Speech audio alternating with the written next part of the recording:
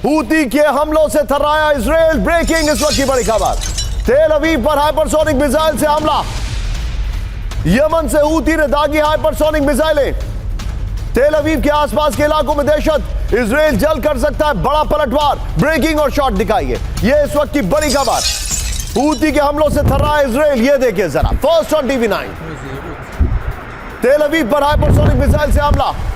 Yemen से Houthi ने दागी हाइपरसोनिक मिसाइल। तेल अवीव के आसपास के इलाकों में दहशत। दोनों ब्रेकिंग, दोनों शॉट दिखाइए जरा।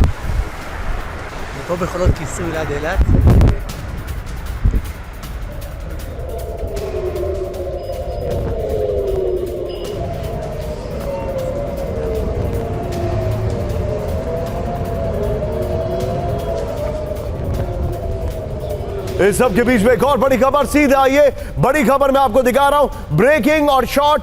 हूती का फिलिस्तीन 2 मिसाइल से हमला। ब्रेकिंग और शॉट। तेल अवीव पर हमले पर हूती का दावा। बड़ी खबर। खेती करनी है पर जगह कम है।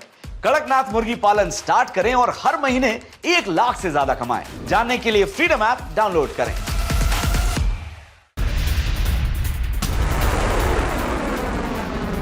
ये देखें, इजराइल के खिलाफ ऑपरेशन को बताया सफल। गाजा में आईडीएफ के ऑपरेशन तक होता रहेगा हमला, हूती ने कहा। रेड सी से इजराइल तक होता रहेगा हमला, हूती ने कहा। इसके फ्लोर पर आइए और विजिट, जो दोनों ब्रेकिंग है पहले वाली, दोनों ब्रेकिंग और शॉट को बगल में दिखाइएगा। डिस्कशन जो होगा वो 3 ब्रेकिंग 3 शॉट पर होगा। दोनों ब्रेकिंग, पहले इससे पहले वाली ब्रेकिंग और शॉट, फिर उससे पहले वाली ब्रेकिंग और शॉट बगल में। हूती का हाइपरसोनिक मिसाइल से हमला। इजराइल के कई इलाकों में हूती हमलों का एयर रेड अलर्ट। हूती ने तेल अवीव पर यमन से दागी हाइपरसोनिक मिसाइल। हमले के बाद हूती ने फिलिस्तीन 2 मिसाइल से हमले को बताया सफल। बड़ी खबर। मिसाइल हमलों के कारण मची अफरा तफरी में दर्जनों लोग जख्मी हैं। एयर स्पेस में आने से पहले मिसाइल को नष्ट करने का इजराइल का दावा है। नवंबर से अब तक 5 ड्रोन और 6 बैलिस्टिक मिसाइल से हूती कर चुका है हमला। सीधे आइए, तीनों ब्रेकिंग, तीनों शॉट लीजिए। मेरे साथ जनरल सिन्हा सर मौजूद है। सर, क्या हूती अब अगला टारगेट है? हमास को खत्म कर दिया, हिजबुल्लाह को खत्म कर दिया, सीरिया में तख्ता पलट कर दिया, क्या अब बारी यमन की आने वाली है? जय हिंद निशान। जय हिंद सर।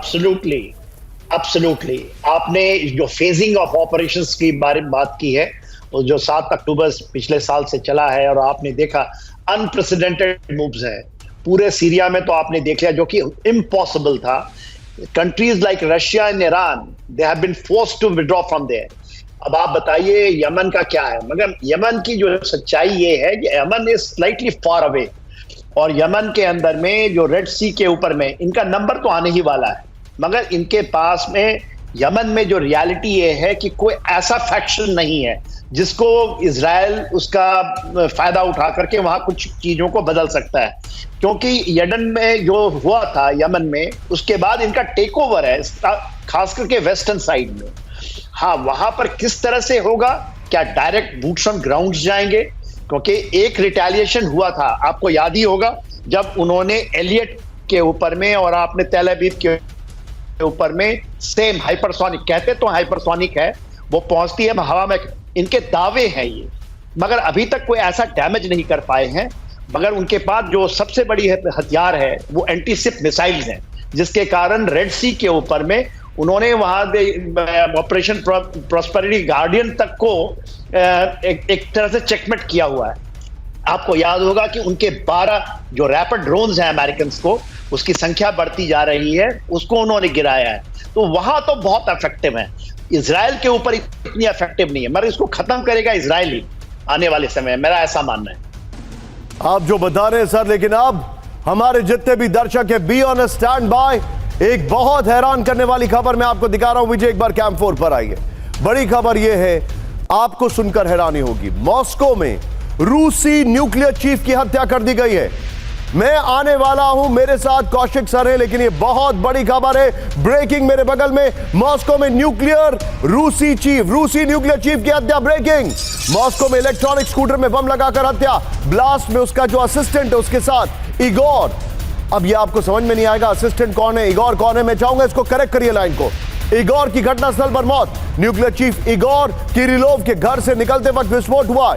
इगोर की हत्या के पीछे पश्चिमी देशों की साजिश, ये रिपोर्ट आ रही है। ब्रेकिंग और शॉट दिखाइए। इस वक्त की बड़ी खबर मैं आपको दिखा रहा हूं, ये देखिए जरा। ओ शॉट देखिए जरा आप। मॉस्को में रूसी न्यूक्लियर चीफ की हत्या कर दी गई है। मॉस्को में इलेक्ट्रिक स्कूटर में बम लगाकर हत्या की गई। ब्लास्ट में असिस्टेंट, जो उसका असिस्टेंट है उसके समेत इगोर की हत्या, करेक्ट करिए उसको जरा, उसकी हत्या कर दी गई। न्यूक्लियर चीफ इगोर किरिलोव के घर से निकलते वक्त विस्फोट हुआ। इगोर की हत्या के पीछे पश्चिमी देशों की साजिश रिपोर्ट आ रही है।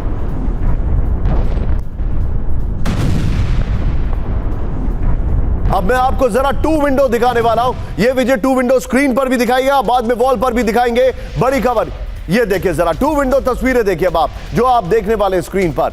ये देखिए किस तरीके से 17 दिसंबर मॉस्को में न्यूक्लियर चीफ की हत्या, और यहां पर कार में ब्लास्ट करके डीपीआर चीफ की हत्या कर दी गई। ये देखिए जरा, डोनेट्स्क पीपल रिपब्लिक का जो चीफ है उसकी हत्या कर दी गई।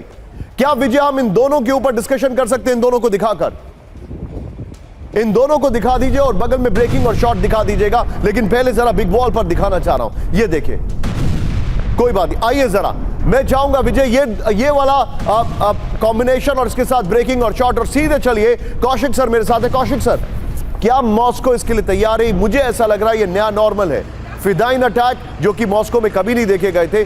अब मैं चाहूंगा यहां पर लेफ्ट में जो शॉट है वो चेंज करिए, जो अभी अभी एक्सप्लोजन का शॉट है वो लगाइए, जो एक्सक्लूसिव शॉट आया। कोई बात नहीं, ब्रेकिंग और शॉट लीजिए और ये दिखाइएगा।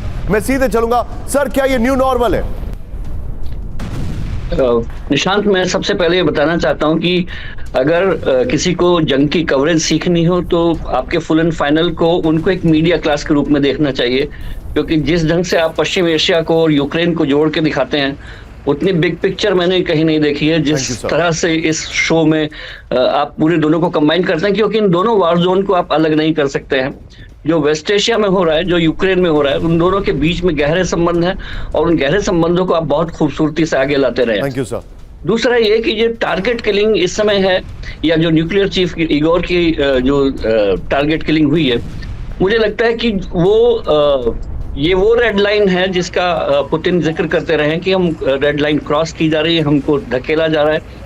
पुतिन ने अपनी ओर से नॉर्थ कोरिया को सीधे जंग में उतारकर और यहाँ पर टारगेट किलिंग और सुसाइड बम्बिंग के जरिए जो हत्याएं हुई हैं, ये रेड लाइन को पार करने वाली हैं। मुझे लगता है कि रेड लाइन इसलिए पार हो रही है क्योंकि 20 जनवरी की डेट बहुत करीब आ रही है जब डोनाल्ड ट्रंप अमेरिका में प्रेसिडेंसी संभाल लेंगे, और दोनों ही तरफ से ये एक डेस्परेशन है कि किस तरह से रूस की डेस्परेशन है कि वो किस तरह से यूक्रेन के तमाम फ्रंट्स को अपने घेरे में ले ले, ताकि अगर कोई युद्ध विराम होता है फरवरी में जाके, जनवरी के बाद, तब वो एक बहुत मजबूत स्थिति में युद्ध रुके। यही डेस्परेशन दूसरी तरफ इजराइल की भी है कि वो इस हद तक पूरे दुनिया को उस वेस्ट एशिया में अपना इतना न्यूट्रलाइज कर दे अपने दुश्मनों को, चाहे वो यमन हो, सीरिया हो, लेबनान हो, कि वो युद्ध रुकने के समय बहुत मजबूत स्थिति में हो। 2025 की ये तैयारियां हैं जो दोनों तरफ चल रही हैं।